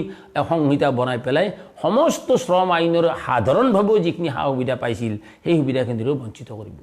আজি যুক্তি সহকাৰে আমি দাবী উত্থাপন কৰি আছিলোঁ যে এইসকল কৰ্মচাৰীক অতি কমেও ন্যূনতম মজুৰি 18,000 টকা দিব লাগিছিল। 18,000 টকাটো কাৰো মুখৰ পৰা ওলোৱা এনে শব্দ নহয়। এয়া ডক্টৰ অক্ৰয়দৰ ন্যূনতম মজুৰি নিৰ্ধাৰণৰ সূত্ৰ অনুসৰি ভাৰতীয় শ্ৰম কমিশ্যন, শ্ৰম আয়োগ, ইণ্ডিয়ান লেবাৰ কনফাৰেন্সত গ্ৰহণ কৰা এটা ফৰ্মুলা। সেই ফৰ্মুলা অনুসৰি আজিৰ তাৰিখত এগৰাকী কৰ্মচাৰীয়ে অদক্ষ শ্ৰমিকেও ন্যূনতম মজুৰি 18,000 টকা পাব লাগে, যাৰ আধাৰত কেন্দ্ৰীয় চৰকাৰৰ দৰমহা আয়োগেও 18,000 টকাই তাৰ অদক্ষ শ্ৰমিকজনৰ কাৰণে নিৰ্ধাৰণ কৰি দিছে। পে কমিশ্যনৰ ৰিপৰ্ট ওলাই গৈছে, তাৰ কেন্দ্ৰীয় চৰকাৰৰ কৰ্মচাৰী সেই দৰমহা পায়। কিন্তু একেই ধৰণৰ কাম কৰা অন্য শ্ৰমিকক চৰকাৰে আজি সেই মজুৰি দিবলৈ অস্বীকাৰ কৰি আছে। আৰু এতিয়া এই ধৰণৰ আইন যেতিয়া পাছ হ'ব তেতিয়াতো আৰু কৰিব লগা একো নাই। এতিয়াতো এই আইন পাছ হোৱাৰ পাছত শ্ৰমিকে যদি নিজৰ প্ৰাপ্য বিচাৰি ধৰ্মঘট কৰিব যায় তেতিয়া ক'ব তুমি এই ধৰ্মঘট অন্যায়ভাৱে কৰিছা, ধৰ্মঘট বেআইনী হৈছে। ধৰ্মঘটত যি তুমি 8 ঘণ্টা লোকচান কৰিলা, এই 8 ঘণ্টাৰ মোৰ ইমান কোটি টকা লোকচান হৈছে, এই শ্ৰমিককেইটাই তুমি আদায় কৰি দিব লাগিব। এই ব্যৱস্থাও এই আইনৰ মাধ্যমেদি কৰিবলৈ গৈ আছে। অৰ্থাৎ এটা ধৰ্মঘট যদি তুমি তেওঁলোকৰ অনুমতি লৈ পেলাই ধৰ্মঘটটো নকৰা তেতিয়াহ'লে তোমাক এই ধৰ্মঘট বেআইনী হ'ব, আৰু বেআইনী হ'লে তুমি ধৰ্মঘটৰ সমস্যাত লোকচান সমুদায় ধন তুমি কৰ্তৃপক্ষক আদায় দিব লাগিব। ভয়ানক ব্যৱস্থা। পে কমিশ্যন আমাৰ কৰ্মচাৰীসকলৰ জ্ঞাতাৰ্থে জনাব বিচাৰিছোঁ, যি পে কমিশ্যনৰ আধাৰত আপোনালোকৰ মাহিলী দৰমহা বহুতে ভালেই দৰমহা পায়, একেবাৰে কম নহয়। সেই পে কমিশ্যন কোনো ব্যৱস্থা নাথাকিব কিছুদিন পাছতে, তাৰ ব্যৱস্থা নাথাকিব একো। কাৰণ পে কমিশ্যনৰ যি ফৰ্মুলাৰ আধাৰত পে কমিশ্যনৰো পে কমিশ্যনৰ দৰমহা নিৰ্ধাৰণ কৰে, সেই ফৰ্মুলাকেই ভাৰত চৰকাৰে অস্বীকাৰ কৰি আছে। আজি ILO ইণ্টাৰনেশ্যনেল লেবাৰ অৰ্গেনাইজেশ্যনৰ যি কনভেনশ্যন 87 আজি ভাৰত চৰকাৰে মানিবলৈ অস্বীকাৰ কৰি আছে, ৰেটিফাই কৰিবলৈ অস্বীকাৰ কৰি আছে। গতিকে এইখন দেশৰ এইখন চৰকাৰ সম্পূৰ্ণৰূপে শ্ৰমিক বিৰোধী, এইবিলাক হৈছে একতা প্ৰমাণ। গতিকে এই চৰকাৰৰ এই নীতিৰ বিৰুদ্ধে ৰাইজসকল সজাগ হওক, অপপ্ৰচাৰত ভুল নাযাব। 15,000 টকাৰ ন্যূনতম মজুৰি ক'তো নিৰ্ধাৰণ কৰা নাই, গোকাত মিছা কথা কিছুমান প্ৰচাৰ কৰি আছে। চৰকাৰে যিটো কৈছে 15,000 টকাৰ ওপৰত যিসকল দৰমহা পাব তেওঁলোক বোলে কৰ্মচাৰী হৈ নাথাকিব, তেওঁলোক বোলে ছুপাৰভাইজাৰ হ'ব, মেনেজাৰিয়েল ষ্টাফ হ'ব, তেওঁলোকৰ ইউনিয়ন কৰাৰ অধিকাৰ নাথাকিব। এতিয়া কিছুদিন পাছত যদি যিকোনো এজন শ্ৰমিকেও দৰমহা 15,000 টকাৰ ওপৰত পায় তেতিয়াহ'লে সেই শ্ৰমিকজনকো ক'ব তুমি আৰু ইউনিয়ন কৰিব না, তুমি মেনেজাৰিয়েল ষ্টাফ। অৰ্থাৎ দৰমহাৰ সীমাৰ মাধ্যমেদি তেওঁলোকে এজন মানুহৰ নেচাৰ অফ জবটো তেওঁলোকে ঠিক কৰি আছে। তেওঁ মেনেজাৰী ষ্টাফৰ মানুহ না ৱাৰ্কাৰ ষ্টাফৰ, লেবাৰৰ মানুহ, তেওঁ ঠিক কৰি আছে। তাৰোপৰি আৰু বিভিন্ন ব্যাখ্যা আছে। ক'ৰবাত ৱাৰ্কাৰ আৰু এমপ্লয় এই দুটা শব্দৰ বিভিন্ন ঠাইত অপপ্ৰয়োগ হৈছে বা ইচ্ছাকৃতভাৱেই ভুলভাৱে প্ৰয়োগ কৰা হৈছে, যাৰ ফলত আজি ছেল্ফ প্ৰমোশ্যন এমপ্লয়িজ এক্টৰ আধাৰত শ্ৰমিকসকলে যিখিনি সামান্য সুবিধা পাইছিল তাৰ পৰা বঞ্চিত হ'ব। আমাৰ ক্ষেত্ৰকৰ্মীসকল, মেডিকেল ৰিপ্ৰেজেণ্টেটিভসকল, তেওঁলোকে আজি দীৰ্ঘদিনৰ যুদ্ধ কৰি 2012 চনত কোনো ৰকম অসম চৰকাৰক বাধ্য কৰাইছিল এখন ন্যূনতম মজুৰি জাননী প্ৰকাশ কৰিবলৈ, যাৰ আধাৰত তেওঁলোকক সামান্য পৰিমাণে হ'লেও ন্যূনতম মজুৰি নিৰ্ধাৰণ কৰিছিল। গতিকে সেই ব্যৱস্থাটো আজি নোহোৱা হৈ যাব। আটাইতকৈ যিটো ডাঙৰ কথা হ'ব কি জানেনে, ছ'চিয়েল ছিকিউৰিটি ছেফটিৰ নামত ESI প্ৰভিডেণ্ট ফাণ্ড, যি শ্ৰমিকৰ সামান্যতম সুৰক্ষাৰ ব্যৱস্থা আছিল, ESIৰ ব্যৱস্থাৰ মাজেৰে শ্ৰমিকে উপকৃত হৈছে, এই কথা সকলোৱে জানে। পৰহিৰ কেছ মই পৰহি শুনিলোঁ, আমাৰ গুৱাহাটীৰে এটা গুৱাহাটী কাৰ্বন লিমিটেডৰ এজন কৰ্মচাৰী, তেওঁ ৰোগাক্ৰান্ত হৈ মৃত্যুবৰণ কৰিলে এই পেণ্ডামিক চিটুৱেশ্যন সময়ছোৱাতেই। হস্পিটেলত থকা অৱস্থাত কৰোণা পজিটিভ হ'ল, পৰিয়ালৰ বিভিন্ন সমস্যা হৈছিল। তাৰ সেই মানুহজনক ESI অন্তৰ্ভুক্ত কৰি 4.5 লক্ষ টকাৰ বিল আদায় কৰি দিবলৈ সক্ষম হৈছোঁ আমি, আমাৰ ইউনিয়নে। ESIৰ পৰা ESI থকাৰ কাৰণে পৰিয়ালটো বাচিল, নহ'লে 4.5 লক্ষ টকা তেওঁ দিয়াৰ কোনো ক্ষমতা নাছিল। একমাত্ৰ ESI কাৰ্ডখন থকাৰ কাৰণে তেওঁ সেই সুবিধাখিনি লাভ কৰিবলৈ সক্ষম হৈছে। গতিকে সেই ESI ব্যৱস্থাটো আজি পাখিকতা পক্ষীলৈ ৰূপান্তৰিত হ'ব। আইনখন থাকিব কিন্তু তাৰ সুবিধাবিলাক আদায় কৰাটো অত্যন্ত কঠিন হ'ব। এতিয়াই কঠিন হৈছে। এতিয়া ESIৰ কোনো ইনস্পেক্টৰ গৈ পেলাই কোনো প্ৰতিষ্ঠানতে যাই পেলাই ক'ব নোৱাৰে যে আপোনাৰ ESI নাই, ESI অন্তৰ্ভুক্ত হওক। আগতে আছিল সেই অধিকাৰ, এই অধিকাৰ এতিয়া নাথাকিব। কোনো ইনস্পেকশ্যনৰ কোনো অধিকাৰ নাথাকিব। প্ৰভিডেণ্ট ফাণ্ডৰ ইনস্পেক্টৰে গৈ পেলাই কোনো প্ৰতিষ্ঠানত যে ক'ব নোৱাৰিব যে আপোনাৰ প্ৰতিষ্ঠানত 20জনতকৈ বেছি মানুহ আছে, আপোনাৰ প্ৰতিষ্ঠানটো প্ৰভিডেণ্ট ফাণ্ডৰ অন্তৰ্ভুক্ত হ'ব লাগে বা কিয় হোৱা নাই বুলি পেলাই এটা ওপৰত ৰিপৰ্ট দিয়া তেওঁৰ অধিকাৰ আছিল। এতিয়া সেই অধিকাৰ নাথাকিব। প্ৰভিডেণ্ট ফাণ্ড প্ৰয়োগ হৈছে নে হোৱা নাই, ESI প্ৰয়োগ হৈছে নে হোৱা নাই, এমপ্লয়াৰ কৰ্তৃপক্ষই নিযুক্তকাৰী যদি কয় যে ইয়েছ মোৰ তাতে ইমানখিনি অভিযোগ কৰিছোঁ, that is sufficient. Self declaration will be sufficient. ঘোষণাটোৱে হ'ব যথেষ্ট। গতিকে ESI প্ৰভিডেণ্ট ফাণ্ডৰ নিচিনা আটাইতকৈ শ্ৰমিকৰ নিৰাপত্তামূলক দুখনকৈ ব্যৱস্থা ESI act 1948, provident fund act 1959, ক্ষমা কৰিব, প্ৰভিডেণ্ট ফাণ্ড এক্ট হৈছে